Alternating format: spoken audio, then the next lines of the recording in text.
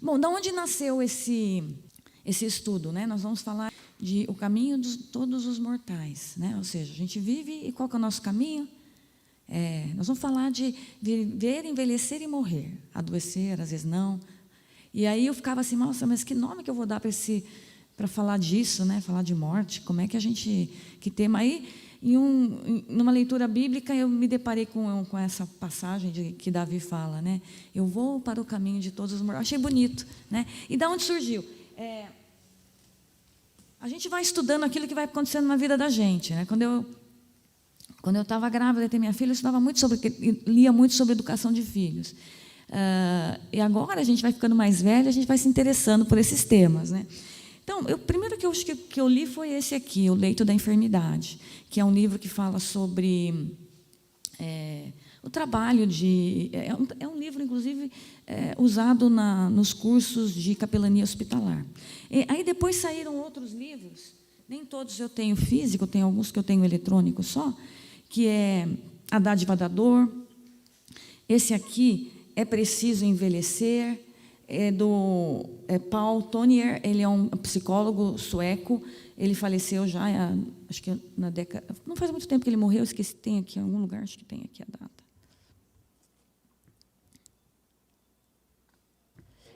Um psicólogo cristão, né? Então, tem um trabalho... Quando ele escreveu, ele já estava com 70 anos, ele morreu com 88 em 2002. Não, peraí, estou confundindo. Esse morreu em 1986, 37 anos atrás, né? E quando ele escreveu, ele escreveu bem já de idoso, então ele fala assim, vem essas reflexões na mente, e cristão e psicólogo, psiquiatra, na verdade.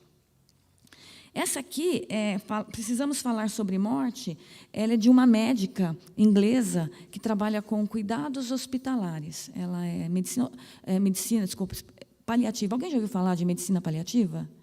Levanta a mão quem já ouviu falar, não? Ouviu falar? Nós vamos falar disso também nesses dias da semana.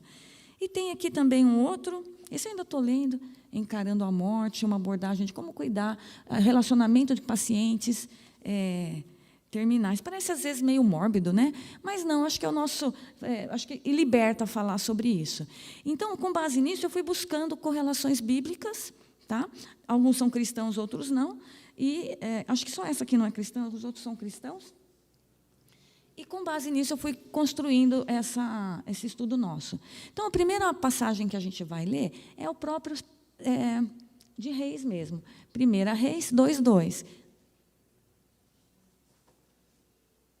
Que é Davi falando já, né, assim, no fim, preparando a casa.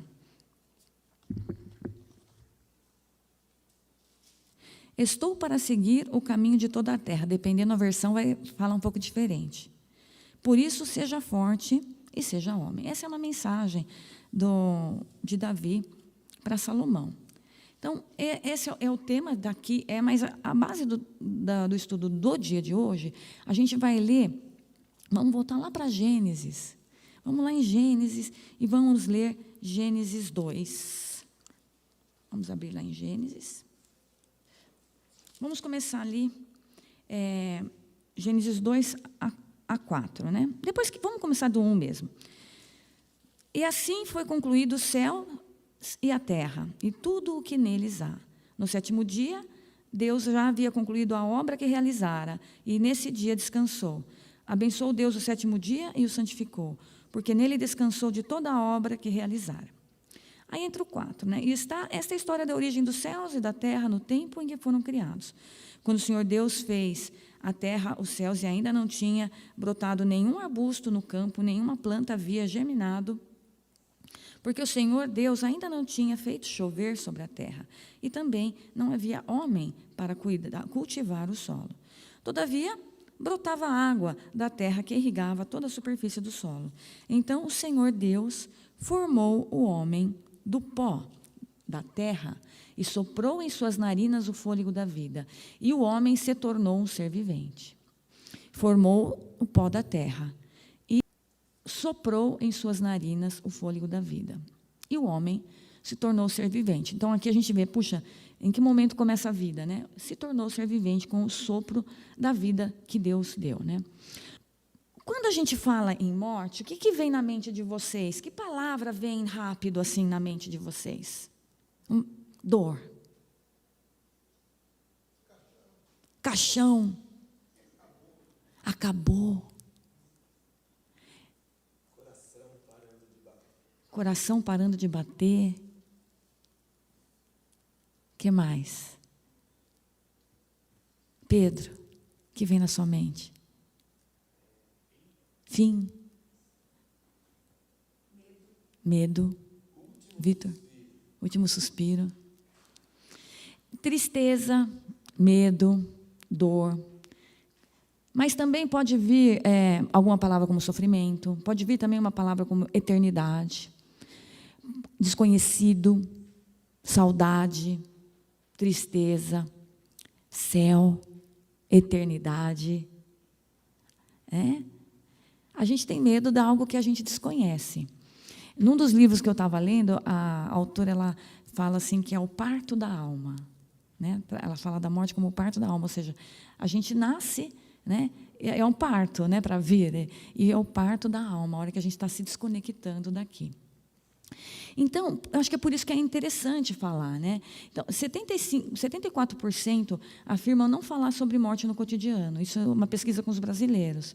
Os brasileiros também associam a morte a sentimentos difíceis, como tristeza, 63%, dor, 55%, saudade, 55%, sofrimento, 50%, medo, 44%. Somente uma pequena parcela faz associação a sentimentos que não estão no campo da angústia, como aceitação, 26%, e libertação, 19%. Esta pesquisa está no livro da doutora Ana Cláudia Quintana Arantes, que é um livro que ela escreveu que chama A Morte é um Dia que Vale a Pena Viver. A morte é um dia que vale a pena viver. E por quê? Ela também é uma médica de cuidados paliativos brasileira, ela tem 3 livros publicados, ela tem Histórias Lindas de Morrer, Histórias Lindas de Morrer, e o último dela é sobre envelhecimento, né? Então, já que ela falou do que é o cuidados paliativos, porque cuidados paliativos é um cuidado de quando a medicina não tem mais nada a fazer, ou seja, pela saúde, né, digamos assim. É quando é uma doença que ameaça a continuidade da vida, quando não tem mais cura. E isso os médicos quase não aprendem. Nos Estados Unidos, tem mais de 4.000 instituições paliativas. No Brasil, tem em torno de 100 e poucas, ou seja, é muita diferença. Então, a gente não lida com isso. E os médicos também não aprendem a lidar com isso. Então, tem muito médico, quando você está numa finitude, eles pensam, eu não sei o que fazer mais. E ela eu sou fã dela, né? Ana Cláudia Quintana Arantes, ela fala assim, quando você cuida da doença, você pode ganhar ou perder. Mas, quando você cuida da pessoa, você sempre vai ganhar. Porque você pode não ter mais nada o que fazer pela doença, mas você tem muito o que fazer pela pessoa. Quando você cuida da doença, você pode ganhar ou perder. Mas quando você cuida da pessoa, você sempre vai ganhar. Porque a pessoa tem necessidades. Então, o cuidado paliativo é aquele cuidado que vai cuidar da pessoa. Teve uma pessoa que falou assim, olha, agora você vai para o cuidado paliativo, né? E ele vai, tá, agora eu vou ser cuidado.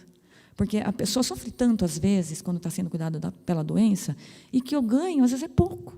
Porque quanto você vai ganhar? Né? E ela lida muito com a questão da morte natural. Nem antecipar, nem adiar. Natural, em paz. E aí a gente vai falar disso. Aqui hoje é mais um pouco de introdução, tá? E quando a gente tem liberdade para falar disso, traz paz. Eu vi muitas histórias, por exemplo, de alguém, a família fala assim, olha, não fala para o ente querido que ele está com uma enfermidade grave, que não tem cura, que ameaça a continuidade de vida. E aí, vai lidando com aquela mentira. Só que a pessoa ela consegue perceber, ela vai vendo, a gente percebe. As células vão morrendo, o corpo vai desidratando, a gente vai voltando para o pó aos poucos, né? E aí, imagina, a médica chega assim, vai visitar um paciente, e aí a família fala, olha, só que ele não sabe, tá? Não fala nada. Aí, tá bom, né? Aí chega com o paciente fala assim, olha, eu estou morrendo. A minha família não sabe, eles têm dificuldade em lidar com isso. Então, olha só, uma vez que começa a conversar, ela chama até de luto antecipado, quando a gente tem oportunidade de entrar em paz, de despedir, sabe? E a gente vai ver isso na Bíblia. Então, conforme eu fui lendo esses livros, eu fui buscando. O que a Bíblia fala disso? A gente vê que esse texto de 2 Reis é Davi preparando a casa. Era muito Moisés, olha, você não vai entrar na terra prometida. Né? Olha, Ezequias, prepara, porque você vai morrer. Essa enfermidade é de morte. Nem todas as enfermidades são de morte, mas essa é de morte. Aí ele ora, ou seja, também a enfermidade é um tempo de intercessão. É um tempo de intercessão. Mas também é um tempo de aceitação. No sentido de não se entregar, mas o que Deus quer para mim? Se eu tenho que passar por isso, eu vou passar e não vou decepcionar Deus. Né? Então, o que aconteceu? Né? A queda, vamos falar lá em Gênesis de novo. Vamos voltando lá em Gênesis. E o Senhor fez brotar, vamos ler lá, Gênesis 2:9. Gente, vai falando, sabe, eu gostaria eu imagino que esse tema vai aparecendo muitas coisas na cabeça. Quem quiser compartilhar, é um momento da gente compartilhar, né? Pastoralmente, me ensinado a lidar com isso. Né? Essa é uma conversa que a gente sempre quer adiar. Né?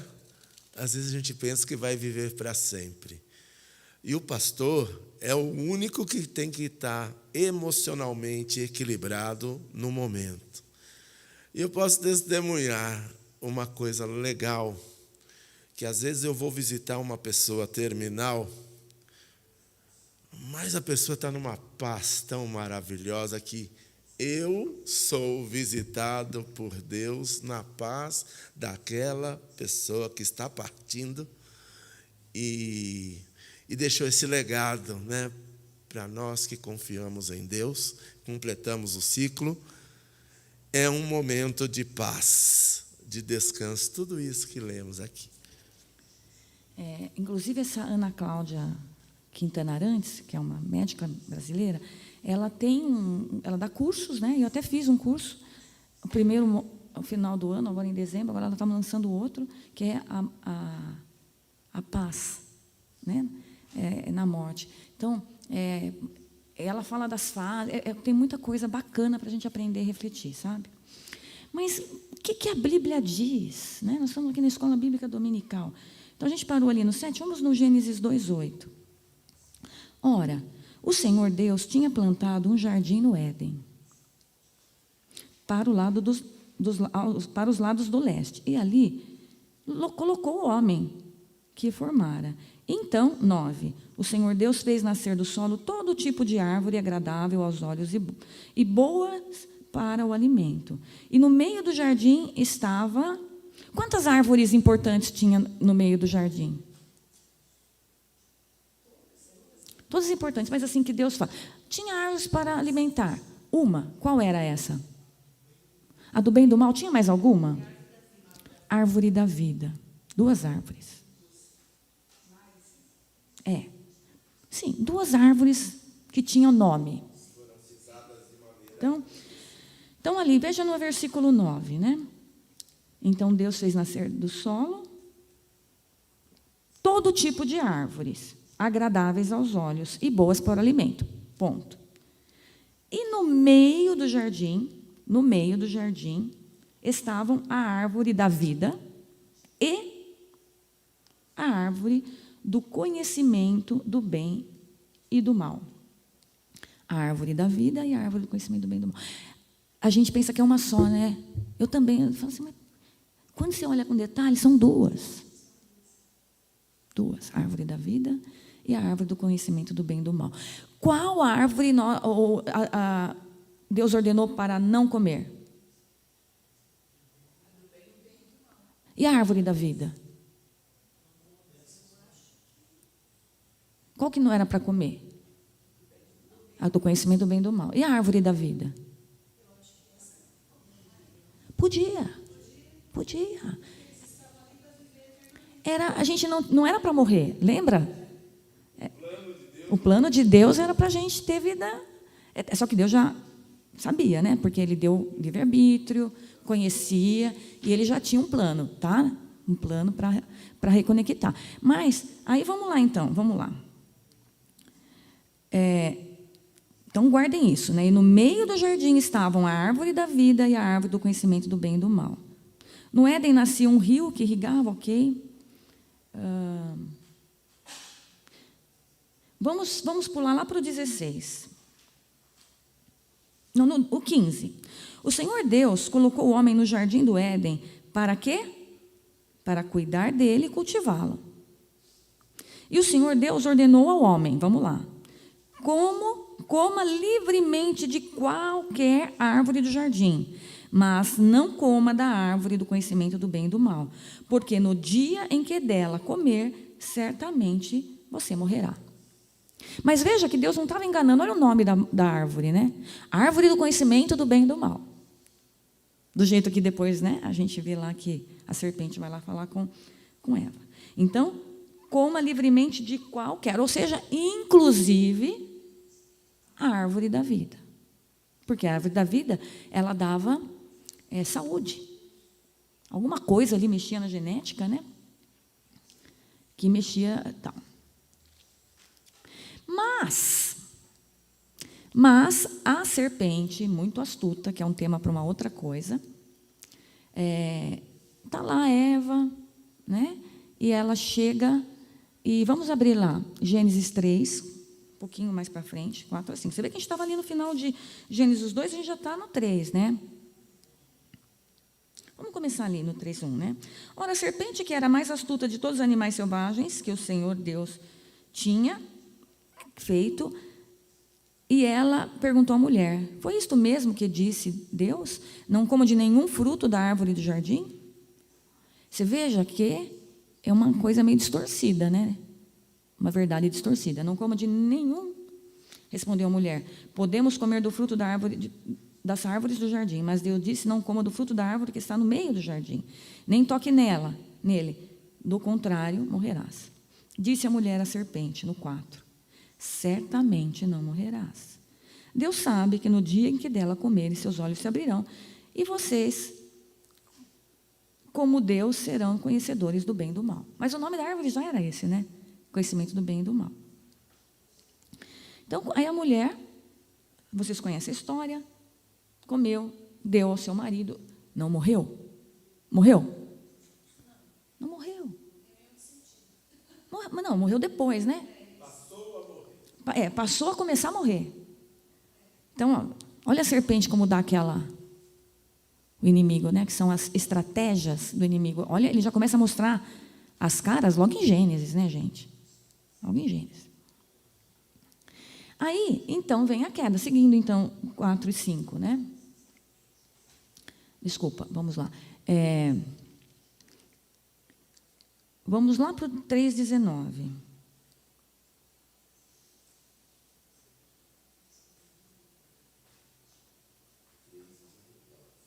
Vamos voltar um pouco antes. O que Deus falou, então, para o homem, 17. E o homem declarou: visto que você deu ouvido à sua mulher e comeu do fruto da árvore, da qual lhe ordenara que não comesse, maldita é a terra por tua causa. Com sofrimento, você se alimentará dela todos os dias da sua vida. Interessante que Deus colocou o homem no jardim para cultivar e cuidar. Mas o cultivar e cuidar não era sofrido, né? Passou a ser sofrido depois da queda. Você se alimentará dela todos os dias da sua vida, e lhe dará espinhos e ervas daninhas, ou seja, não tinha espinhos e ervas daninhas. E você terá que alimentar-se das plantas do campo. Com o suor do seu rosto, você comerá o seu pão até que volte à terra, visto que dela foi tirado, porque você é pó, e ao pó voltará. Deus é amor, mas naquele momento ele estava colocando Adão no lugar dele, né? Viu? Você é pó. ao pó você voltará. Adão deu à sua mulher o nome Eva, ok?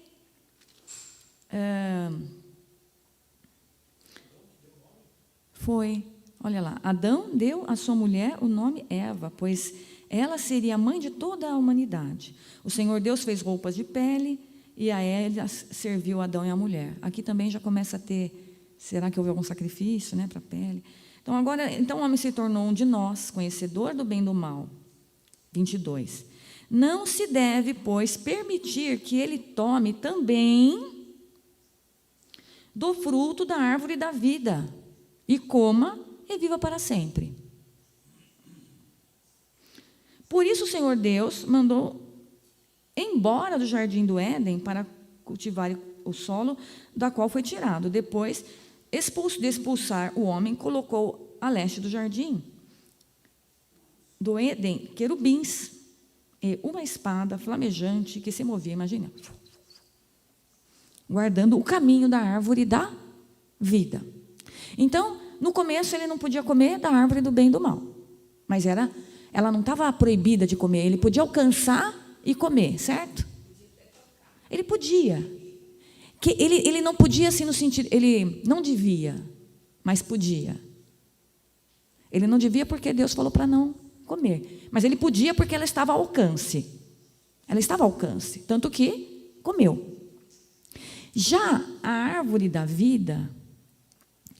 Ele não pode. Ele nem deve, nem pode. Porque Deus bloqueou, colocou guarda. Guardou a árvore da vida. Antes, a árvore da vida era livre para comer. A árvore do bem e do mal estava lá, estava livre, acesso livre, mas tinha a ordem de não comer. Agora, a árvore da vida já... Nananina, não. Aqui, não. Agora você vai conhecer o que é envelhecer e morrer. Foi. Dá licença, eu vou tirar a blusa aqui. Não, prefiro. Ali mostrou falta de confiança. Na verdade, é um estudo à parte, né? Isso é a questão que a gente até quero fazer. Mas aqui a ideia é, a gente tinha essa vida eterna, que a gente tanto deseja, certo? E a gente perdeu, mas Deus tinha um plano. Agora a gente tem a vida eterna, mas é através de Jesus. É através de Jesus, a gente continua tendo a vida eterna. E vamos ter uma nova terra, um novo céu, uma nova terra. Gente, nem olhos viram, nem jamais penetrou no coração humano que Deus tem preparado para aqueles que o amam. Né? Aí, o que a medicina chama de vida hoje? A vida é um tempo entre o nascimento e a morte. A vida é um tempo entre o nascimento e a morte. Nesse tempo, a nossa dimensão biológica vai reduzindo, certo? Um jovem, uma criança, se recupera muito mais fácil de qualquer lesão, tem muito mais energia, se cansa menos. Com a idade, a gente vai perdendo, a nossa biologia vai diminuindo. Porém, vai aumentando a nossa dimensão biográfica, não é biológica, biográfica. Ou seja, a nossa história, a nossa experiência de vida, ela vai aumentando, não é verdade? Tem muita gente que fala assim, nossa, eu queria ter a cabeça que eu tenho quando eu tinha 20 anos. Não é possível, né? Você tem a sua idade e a sua experiência. E ela é um período de tempo. Então, vida é um período de tempo entre o nascimento e a morte. O que a gente faz nesse meio tempo são nossas escolhas. Né? João 6,38 diz, eu sou o pão da vida. Pão da vida. Então, quando a gente pode ter a vida eterna, ter o reino de Deus aqui, hoje, quando a gente está na fé, quando a gente está crendo, está trabalhando para o reino de Deus. Quando nós somos nascidos novamente espiritualmente, certo? Quando a gente aceita Jesus como Senhor e Salvador. É um nascimento espiritual, mas, muitas vezes, nós somos perdoados, mas a consequência do pecado ainda existe, certo? Quando você quebra um vaso, você vai colar. Ele vai ficar bonito, ele vai ser útil, mas está lá. E tem muitas amizades também que até se restauram, mas ainda tem aquela marquinha. Um pecado grave, um suicídio, você pode ser perdoado, mas as consequências estão lá. Então, a gente sofre hoje as consequências do corpo pelo pecado, que é a morte. A morte em doses homeopáticas, né?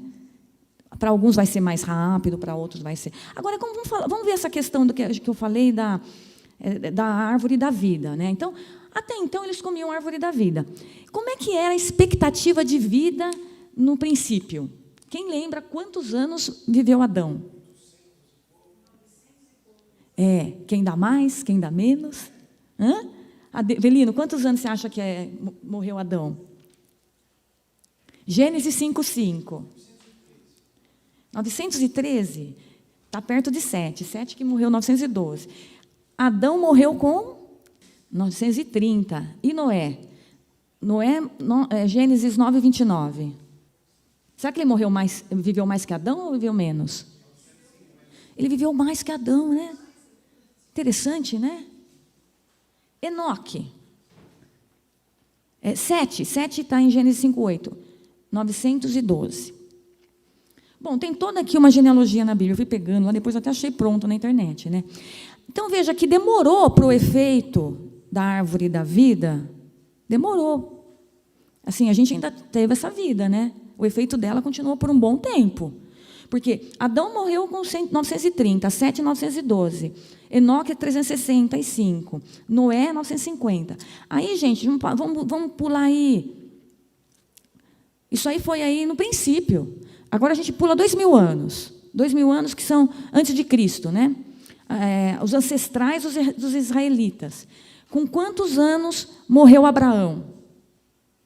Gênesis 24:7. Se eu não estiver errada. Está errado? Então eu errei. 175 anos.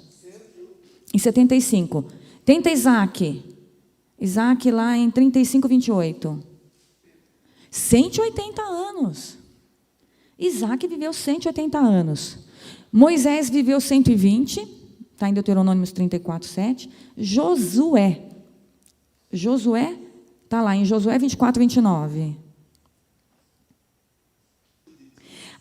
Então, quando você vê... Bom comentário, pastor, velho e farto de dias. Adão foi ser pai com 130. Noé, ele foi pai com 500 anos. Aí ele morreu em 950. Sem, ele foi pai, porque a Bíblia, quando você vai vendo a genealogia, fala, com tantos anos gerou, e teve filhos e filhas. E viveu tantos anos. É assim que está lá, né? Isaac, Abraão, com quantos anos ele teve o filho dele? Esse é mais famoso, né? Ele já era com 100 anos. Ele tinha 100 anos. Isaac tinha 60. Quando teve o primeiro filho, né? Aliás, os gêmeos. 180 ele viveu. Então, realmente, eles viviam bem. Porque a gente já tinha morrido, né? Quando eles começavam a gerar filhos. Você imagina a maturidade, a experiência que eles tinham, né? Agora, olha que interessante. Vamos lá em Gênesis 6:3. Gênesis 6:3. Que diz lá?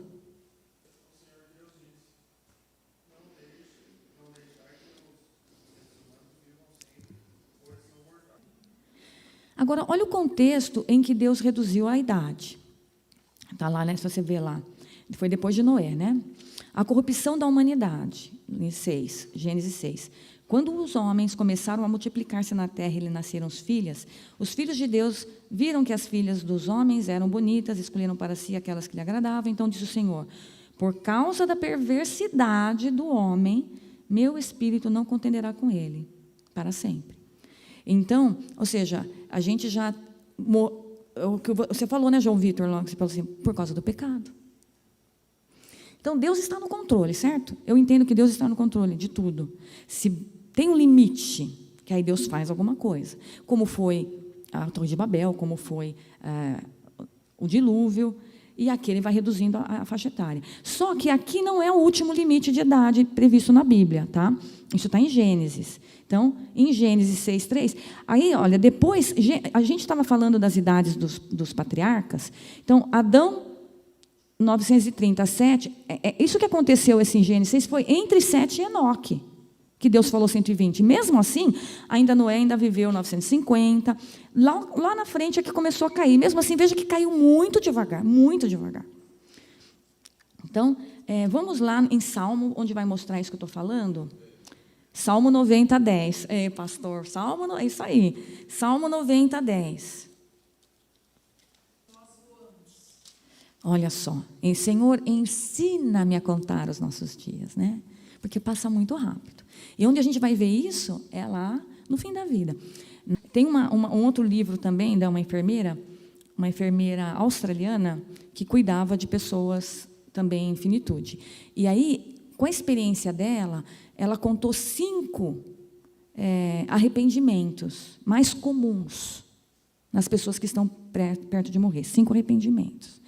E a Ana Cláudia Quintana Arantes, ela cita o livro dessa australiana, porque a gente vai puxando, né? Você lê um livro que fala de outro, você vai puxando. Ela cita e fala assim, olha, na minha clínica aqui no Brasil, no meu trabalho, eu reconheço esses mesmos padrões, esses 5 arrependimentos. Então, como é que está a expectativa de vida na humanidade, né? Fora da Bíblia, olhando nas estatísticas, evolução da expectativa de vida que a gente tem... eu vi aqui, eu tenho as fontes aqui no meu material, mas, por exemplo, assim, em 1820, na África, era em torno de 30 a expectativa de vida. 30 anos, é o que tem histórico aqui. Aí, em 1880, subiu para 45, mas no mundo todo, essa expectativa era menos de 30. Em 1880, a expectativa de vida estava ali em torno de 28 anos. Gente, né? Na Ásia, era um pouquinho mais baixo, na Ásia Sul, um pouquinho mais baixo, em 25. Em 1900, a expectativa de vida na África começou a aumentar, está em torno de 45, em 1900. Aí já entra a América Latina. Na América Latina, era em torno de 30 também, 29, 30 anos, em 1900. Muito baixo, né? Na verdade, o que dá diferença na expectativa de vida é o ambiente. É o ambiente. Se tem saúde, se tem saneamento básico, alimento, basicamente é isso. Guerra também. A guerra, ela afeta muito a expectativa de vida daquele período, porque morre muita gente, mas não é por idade.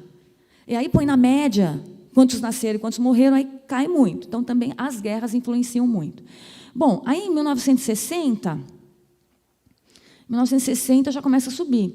Mesmo assim, ainda está lá em torno de 40, 50. No mundo todo, já sobe para 50. Em 1980, já sobe para 60. 2000, está no mundo 70 anos. Então, no ano de 2000, a expectativa de vida do mundo é de 70 anos. Tá? E interessante que na África, né, você falou, na África está... Desculpa, eu errei aqui, a cor do gráfico. É o pretinho. É o oeste europeu, eles têm uma expectativa de 80. Enquanto no mundo está 70, no oeste europeu, na América Latina está 73, mais ou menos. Tá? Agora, esse curso que eu fiz aí mês passado, o que ela fala? Né? Ela fala de 1900, ela fala 46 anos, e em 2000 fala 78 anos, a mesma coisa. Causas de morte. Quais eram as principais causas de morte em 1900? Era infecção, acidente e morte ao nascer. Infecção, né? Acidente, guerra e morte ao nascer. Em 2000, o que mata mais em 2000? Câncer, falência de órgãos, AVC e demência.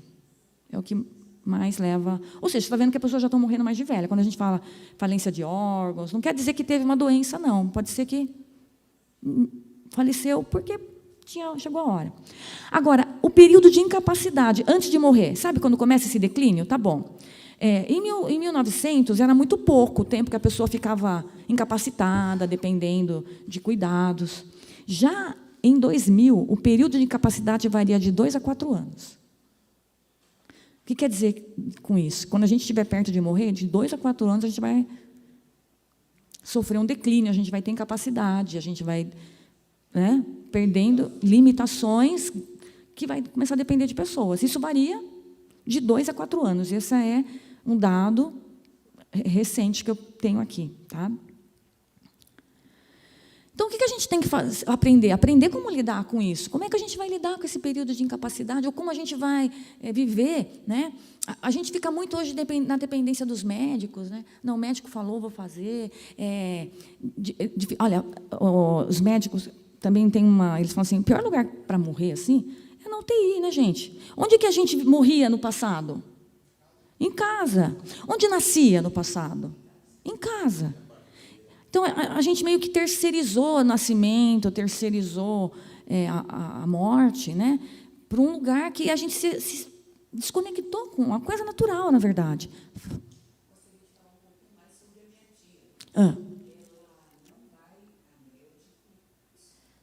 Que linda. É o que a Bíblia fala. Jesus é o pão da vida. Outro versículo que eu separei aqui para a gente, né? 1 João 5:11, pegando o gancho da senhora. 1 João 5:11. Este é o testemunho, Deus nos deu a vida eterna, e essa vida está em seu Filho. Quem tem o Filho tem a vida, quem não tem o Filho de Deus não tem a vida. E isso tudo é assim... Tudo isso mesmo que a gente está... Quando eu vejo esses contextos fora da Bíblia, essas pessoas que lidam com a finitude, é o amor. Aí perguntaram para ela assim, e a religião? Qual que é o impacto da religião nas pessoas que estão morrendo? Né? Ela fala assim, olha, é dessa hora que a gente vê quem é quem. Muitos, assim, são tudo forte. Não, porque eu tenho fé, porque eu tenho fé. Mas aí amarela, espana na hora do final. Né? Ela fala, estou com bastante a Maria Quintana na cabeça, né? Ela fala que teve uma senhora, que o filho dela estava com uma doença terminal, um filho dela, e ela falou assim, olha, filho, falou, né, na hora que eles receberam a notícia no consultório, ela fala assim, se Deus acha que nós devemos passar por isso, nós não vamos decepcioná-lo. Ela fala que essa foi a melhor definição de fé que ela já viu. Né? Que Deus está comigo. Porque ela fala assim, se você fica esperando um milagre, e o milagre não vem, só mais um dia, o milagre não vem, imagina no final da festa, aquele convidado que você espera e não chega. É um milagre, se ele não vem. Se você espera que o milagre é a cura, pode ser que ele não chegue. E quando o milagre não vem, como é que vai ser? O mundo desaba. Se você não tem esta fé. Ou mesmo estando em algum momento, se alguém tiver aqui... por que assim, a gente tem que compartilhar? Eu achei que é um conhecimento que a gente tem que compartilhar. Quer falar? No meu caso, eu tive 3 experiências assim que eu achei que ia morrer. 2 quando era solteira e outra depois de casada. Aí, na primeira experiência, eu fiquei com uma enfermidade e tive que tomar um remédio. Aí, esse remédio me deu alergia. Um remédio, o Bactrim, né? Um remédio assim, né? Esse remédio me deu alergia. E aí começou a fechar aqui, meu esôfago, né? Começou a fechar. E meu pai e minha mãe me levaram para o hospital. E quando eu cheguei, assim, entrei no elevador... eu falei para minha mãe, eu estou morrendo.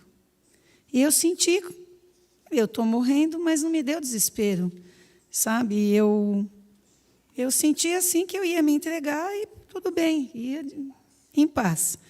Aí tudo passou, né? Tudo foi resolvido. Inclusive, antes disso daí, eu achava que eu ia... Porque demorou muito para sair o resultado dos exames, eu achava que o que eu tinha, na verdade, era toxoplasmose. E eu achava que eu ia morrer. Aí eu orei, voltei do hospital, estava no ônibus, e orei a Deus e falei, Senhor, eu gostaria de um dia me casar. Eu era adolescente, né? Acho que eu tinha uns 18 anos. Eu gostaria de um dia me casar, de um dia ter filhos, ter essa experiência, mas se é da tua vontade... que o Senhor me leve, tudo bem, o Senhor pode me levar. Sabe assim? Eu senti uma paz muito grande, sabe? Se é da tua vontade, que seja feita a tua vontade. Eu senti assim, sabe? Eu estava conformada. achando que eu ia morrer, que eu estava com câncer, com alguma coisa assim. Aí, depois que descobriram que era a toxoplasmose, aí eu tomei o remédio, aí eu achei também que ia morrer, né, naquele momento que entrei no hospital. E a outra experiência foi quando eu ganhei um dos meus filhos, o meu segundo filho, que eu tive um problema de bexigoma, né, que a sua bexiga vai retendo a urina, e ela foi crescendo cada vez mais, a barriga foi crescendo, eu já estava no quarto, e eu estava numa enfermaria com mais 2 mulheres, e aí, a noite toda gemendo de dor, as enfermeiras vinham e achavam que eu estava com manha, fazendo manha, né?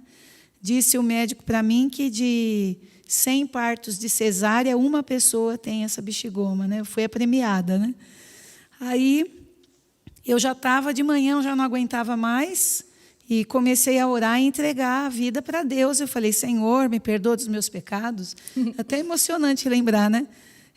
Se é da tua vontade que o Senhor me leve, então o Senhor me leve, mas eu te peço que o Senhor cuide do meu marido, que ele se case com uma pessoa boa, que não vá judiar dos meus filhos, né? Assim, essa era a minha oração. E nisso, a mulher que estava na outra cama, lá na janela, ela ouvindo a minha oração, ela entrou em desespero e ela bateu várias vezes o dedo lá na campainha e falou, vocês não veem que ela está morrendo? Ela gritou assim, né? Aí foi um tropel no hospital todo e chamaram um médico que estava atendendo lá embaixo, ele veio. E eu entreguei a vida para Deus e eu sentia que eu ia desfalecendo assim. E sabia que eu estava morrendo naquela hora. E orei, fui tranquila, pedi perdão dos pecados, fui tranquila, entreguei a família nas mãos de Deus e estava indo tranquila. Aí o médico chegou, interviu, né, e conseguiu ainda me salvar, porque eu senti que realmente eu estava... Parecia que a alma ia sair do corpo, assim, não sei explicar, um sentimento assim, né? Mas eu estava tranquila, entreguei, estava um pouco triste, porque eu queria conhecer o meu filho, que tinha acabado de nascer, mas estava conformada.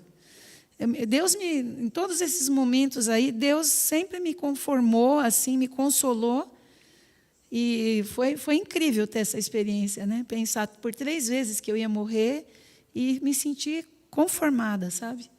E aí o médico tomou as providências e tudo, e graças a Deus eu pude voltar para casa e conhecer meu filho, que tinha acabado de nascer, né? Então, assim, foi isso que eu senti, né? Eu vejo que tem pessoas que, principalmente quem não tem Deus, né? Quando vê que vai morrer, a pessoa se desespera. Tem até um caso de uma conhecida que gritava, eu não quero morrer, eu não quero morrer.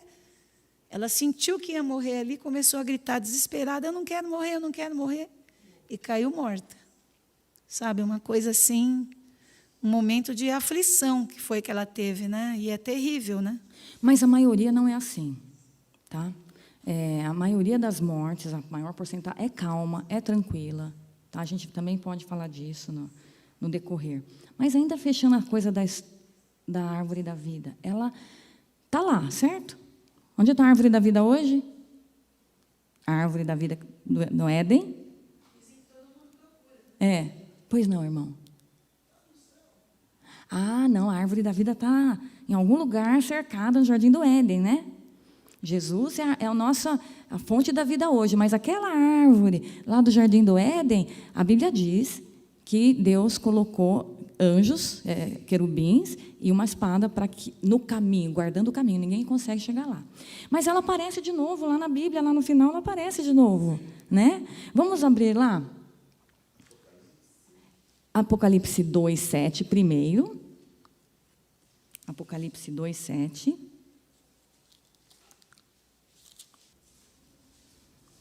Aquele que tem ouvidos, ouça o que o Espírito diz à igreja. Às igrejas. Ao vencedor darei o direito de comer da árvore da vida, que está no paraíso de Deus. Está no paraíso. Talvez tenha subido já, né, irmão? A gente nem sabe, Deus não falou ainda, né? O que está lá em Gênesis era aquilo, mas a gente não pode colocar Deus num quadrado, não é? Eu não sei onde ela está, eu sei que Deus está guardando ela. E ao que vencer, darei o direito de comer da árvore da vida, que está no meio, está no paraíso de Deus. Aí vamos mais um pouquinho, 22:2.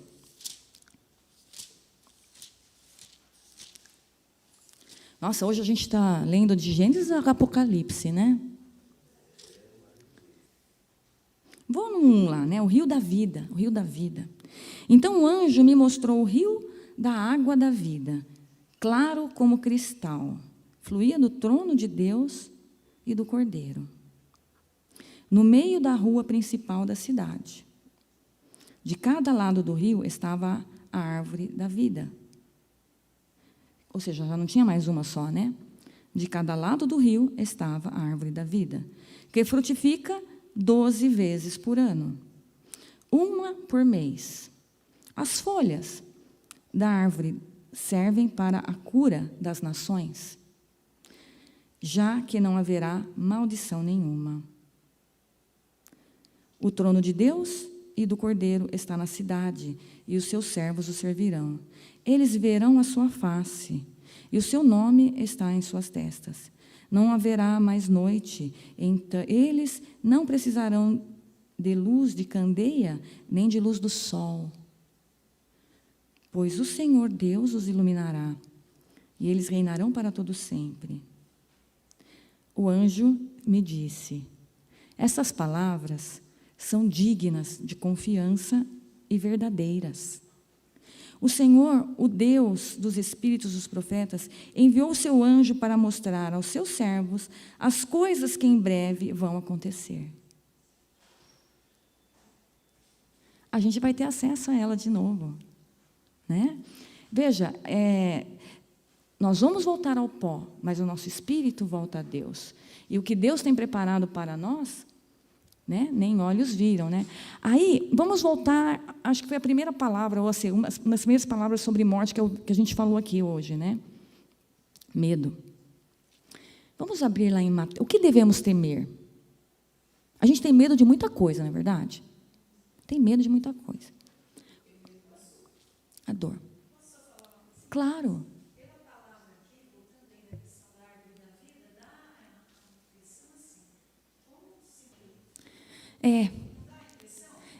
A Bíblia fala que haverá novos céus e nova terra. Então, eu acredito que isso tudo Deus vai resgatar, né? Aliás, essa até, né, aspas aqui, até uma desculpa que as pessoas, não, vai ter outro céu, nova terra, não precisamos cuidar, mas a gente continua precisando cuidar, né? Porque a gente tem que viver aqui como se a gente estivesse vivendo no céu. A gente quer viver, tem que viver aqui. A gente fala muito em empresa, né? Olha, você quer ser chefe, então você tem que se comportar com aquilo que você quer ser, certo? Então, a gente tem que se comportar, nós somos cidadãos do céu. E a gente leva o nome de Jesus. Se nós somos cidadãos dos céus, a gente tem que se comportar como a nossa pátria. Existe, só que ele está no nosso coração, porque nós aceitamos Jesus, então nós somos nascidos de novo, através do Espírito. Só uma coisa, né? A pessoa fala, morte e vida, né? Então, essa é uma morte temporária, é uma morte transitória, é uma morte do corpo. E a gente tem muitos medos, né? Medo do que você falou, irmã? Alguém falou medo? Você. Da dor.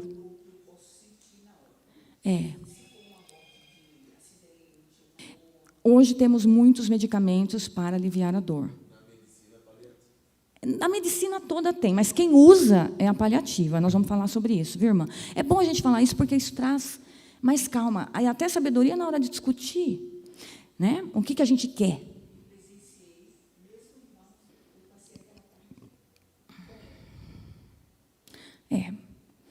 Mas esses são os nossos medos, né? Mas passa. Vai ter pessoas que vão sofrer, vai ter pessoas que não vão sofrer. A gente vai aprendendo, porque a gente vai se transformando pela renovação do nosso entendimento e vamos enfrentar o que Deus tiver para a gente. Mas vamos lá abrir Mateus 10, versículo 28. Mateus 10, versículo 28. A gente já está caminhando para o finalmente, tá, gente? 10, 28. Não. Então tá bom, porque eu tenho aqui uns 4 slides ainda para hoje. É porque a gente tem que ir para casa refletindo. Entendeu? Então,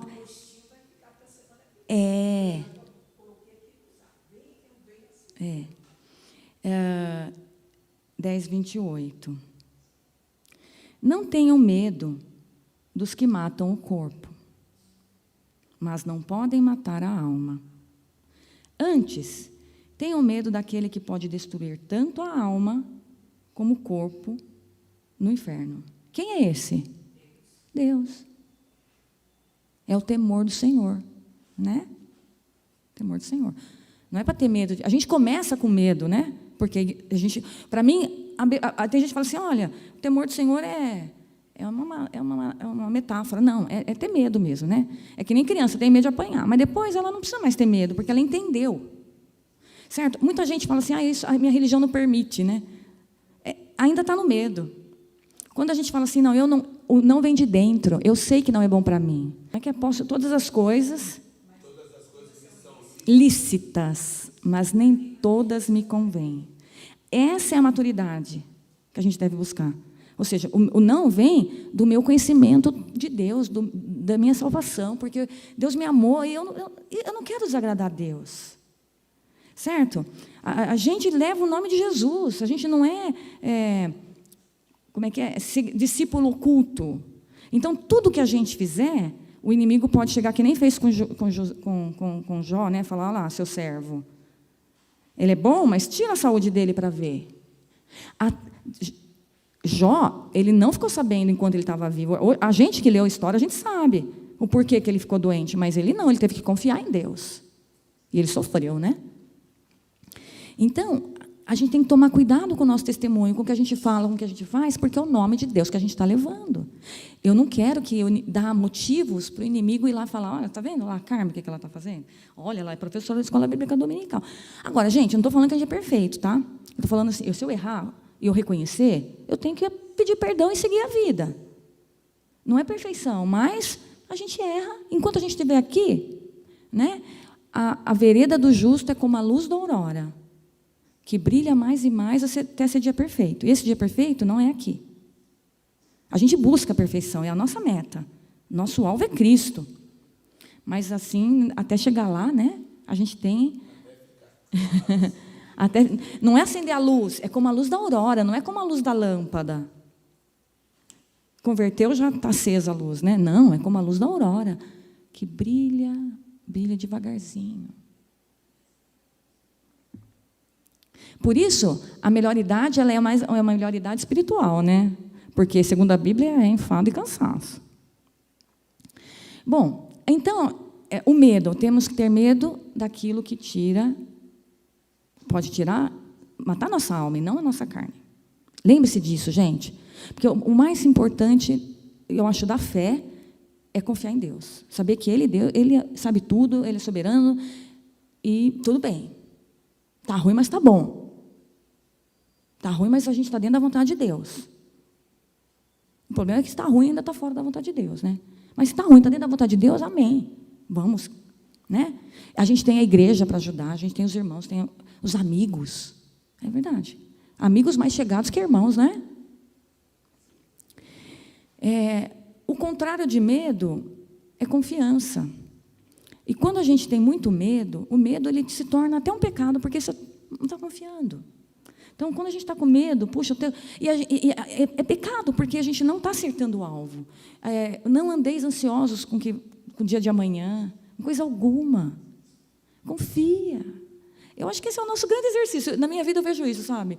Assim, o grande exercício que eu tenho para mim, assim, eu penso assim, é chegar nesse nível assim, de confiança total. E amanhã, eu estou sempre ansiosa, eu sou um pouco ansiosa. Assim, ai, meu Deus, vou dar aula na escola, né? Preocupação com a igreja, preocupação com isso, preocupação. Calma, descansa. Faz o que você tem que fazer, mas descansa. Não é largar, né? É entregar, é diferente. Amém.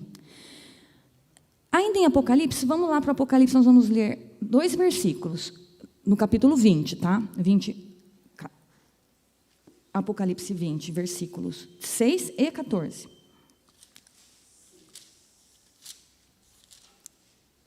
Vinte, 6, diz o seguinte: Felizes e santos os que participam da primeira ressurreição. A segunda morte não tem poder sobre eles, mas a primeira tem, tá? Lembrei aqui, né? É que a vida é um estado em que 100% dos casos leva à morte. Definição de vida, que eu achei engraçada, né? 100% dos casos leva à morte. Mas então lá, felizes os santos que participam da primeira ressurreição.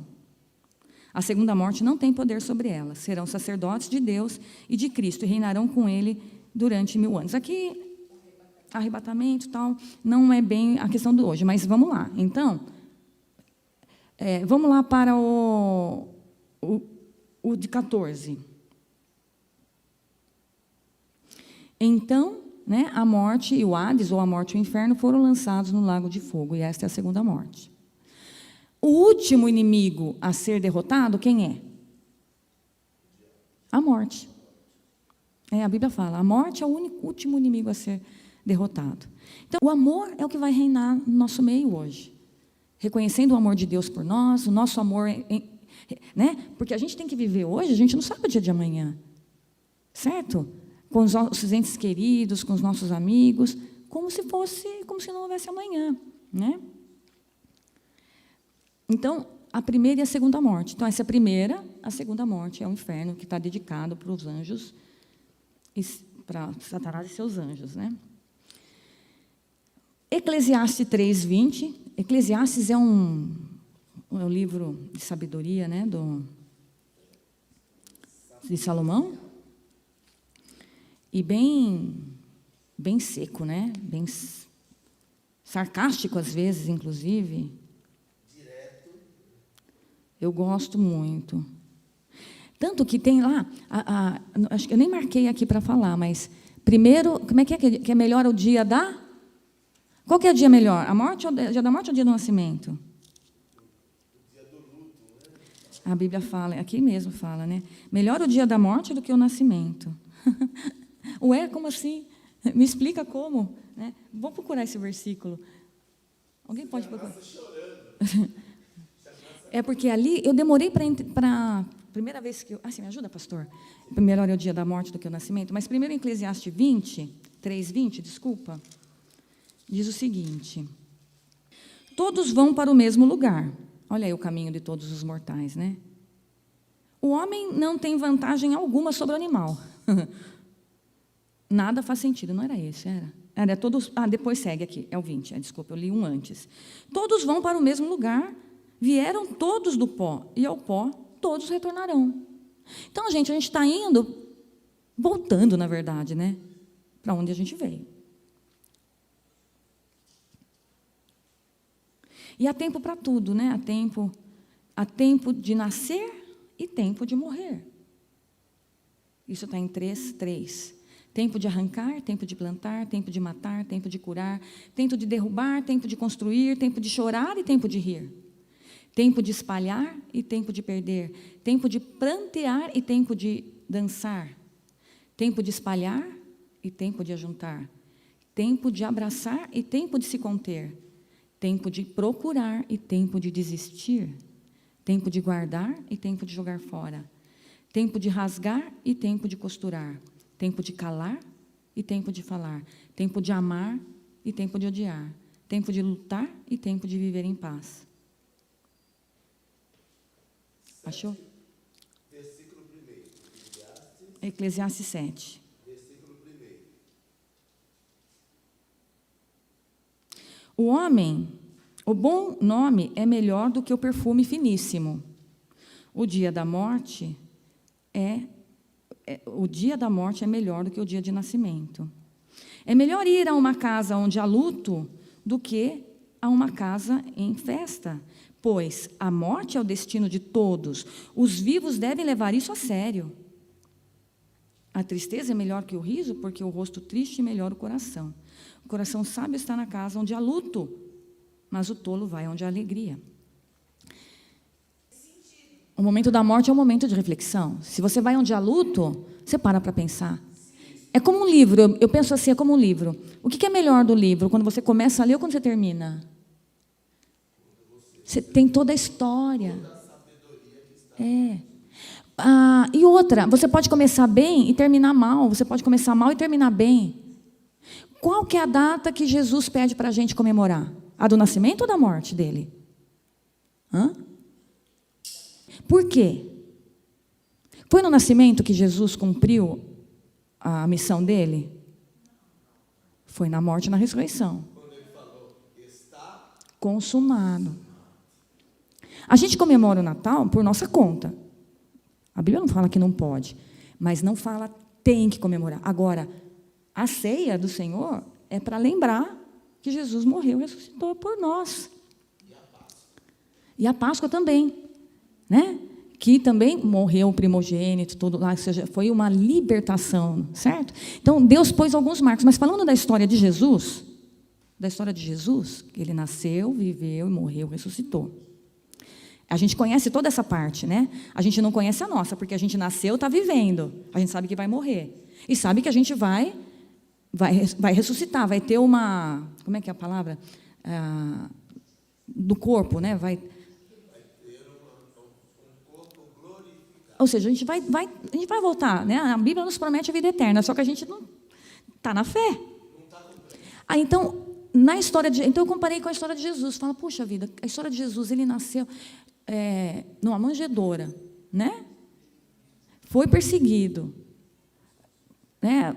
Com 30 anos, assim, pelo jeito ele foi arrimo ali de família, né? Porque não parece o pai no ministério dele.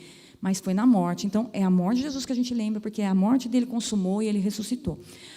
E a nossa história é a mesma coisa. Não importa como você nasceu, que vida você teve. Vai importar como você vive ela e como você vai fechar a história do seu livro. E quando a gente vai num dia luto, a gente observa aquela vida, né? Certo? Como é que foi a vida? Às vezes a gente vê a vida. Pense nas pessoas que já se foram e que você olha, puxa, a vida estragou a vida. Era um jovem, né? Perdi um primo muito novo, que bebia e teve cirrose. Mas, por outro lado, tem pessoas que a gente vê que vai morrer, morre, você fala, quero morrer assim, né? Às vezes nem como, mas na situação da vida, eu digo, né? A morte é um dia que vale a pena ser vivida, né? Então, ela até conta que voltando uma historinha dela, né, que ela tinha um paciente que o médico dele não queria mais tratar ele, porque ela não tinha mais condição de tratar a doença. E aí foi com ela, ele falou assim, olha, eu estou morrendo, tudo bem isso para você? Você tem condição de me ajudar nisso? Ela entendeu, nas entrelinhas, que ele não queria enfrentar a morte, ele queria meio que antecipar, né? Ela falou assim, eu tenho condição de te ajudar nessa jornada, e você tem? Eu te ajudo você a chegar até lá. Você também está disposto a chegar até lá? Eu não faço eutanásia, ela fala, né? Porque aí a gente vai falar disso outra coisa, né? Eutanásia é você antecipar a vida de alguém, mas ela acha que a morte é uma coisa que tem que ser natural, como o nascimento mesmo. E a gente pode cuidar desse momento, cuidar dessa pessoa, né? Última passagem que a gente vai ler, Salmo 39, 4 a 6.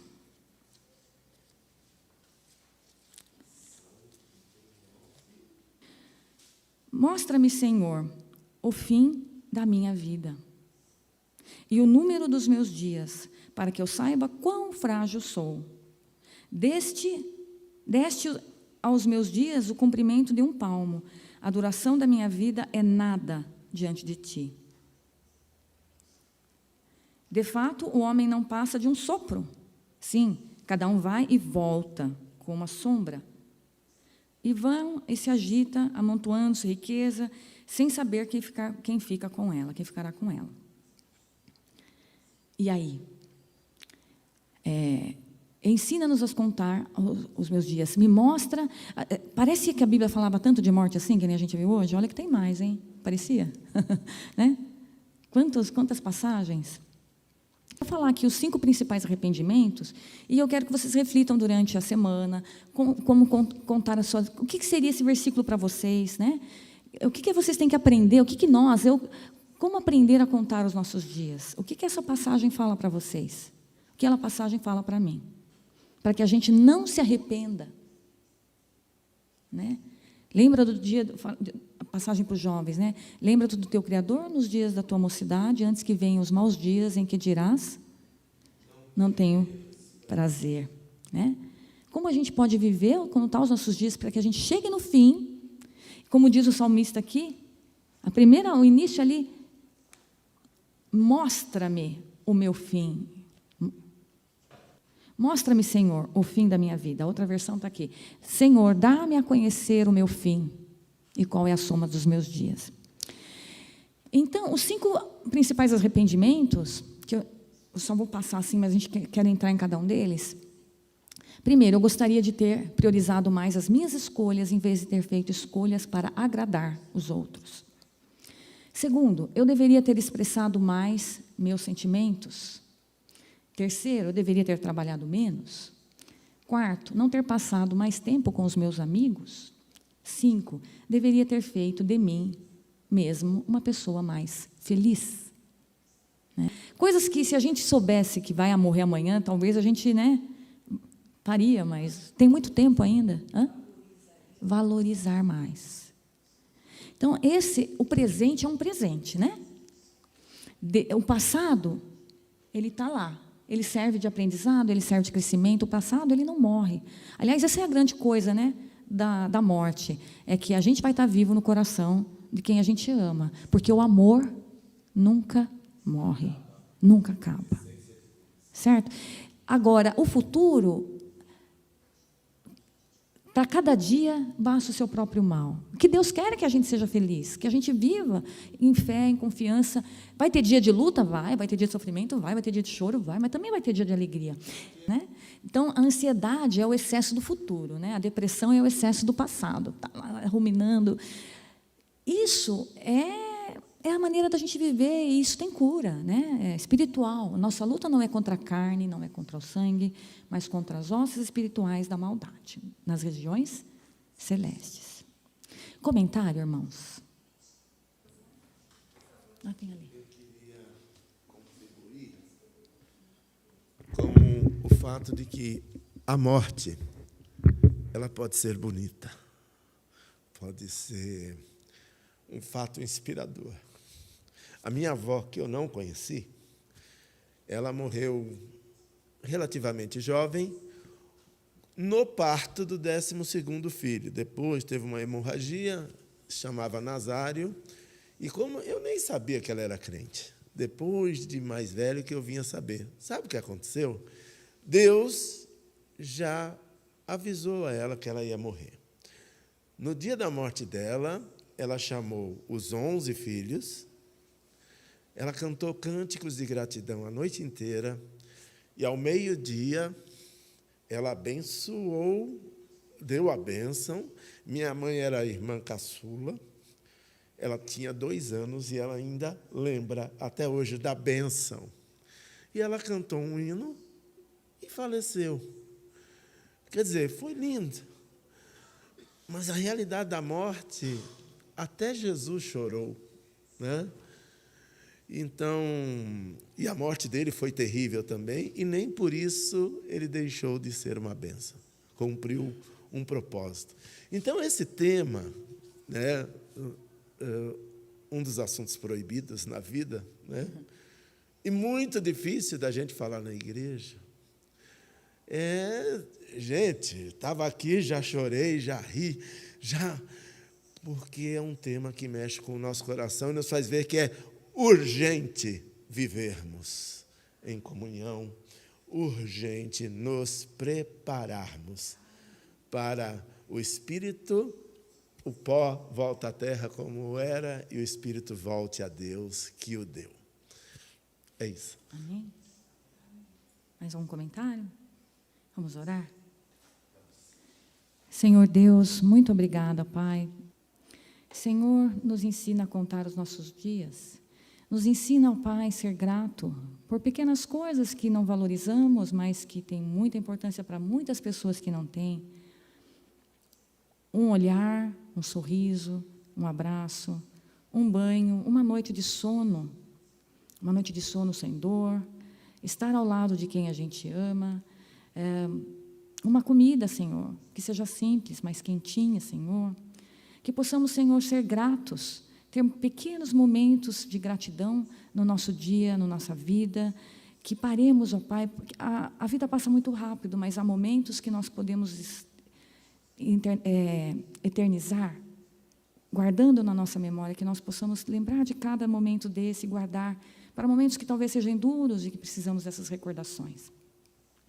Abençoa cada um, abençoa seus corações, que o Teu Espírito Santo continue falando aos nossos corações. Senhor, que possamos ser, Senhor, aquilo que fomos criados para ser, que não nos preocupemos em nos comparar com os outros, mas buscar ser a melhor versão de nós mesmos, ó Pai. A melhor Carmen, o melhor pastor Márcio, cada um que está aqui, melhor Alfeu, melhor Edith, melhor Avelino, melhor Pedro, Vitor, Ana Maria Paula. Nós sejamos a melhor versão de nós dentro da Tua presença. Que possamos ser luz da terra e sal do mundo, ó Pai. Que o Senhor possa, ó Pai, que nós possamos nos encontrar aprovados diante da Tua presença, Senhor. Que o Senhor possa nos se orgulhar de nós, ó Deus. Que possamos, Senhor, seguir a vida, mesmo errando, que o Senhor possa nos perdoar, ó Pai. Perdoe, Senhor, a nossa falta de fé, o nosso medo, ó Deus. Senhor, perdoa, Senhor, os nossos sentimentos que não são aqueles que deveríamos ter, ó Pai. Mas, Senhor, transforma-nos, ó Pai. Que sejamos, ó Deus, barros na mão do oleiro, ó Deus. Faça a nossa vida de novo para a Tua honra e para a Tua glória. É muito bom, Senhor, ser transformado, mesmo que doa. É muito bom, Senhor, muito gratificante saber que o Senhor está operando na nossa vida. Opere em nossas vidas, em nome de Jesus. Amém.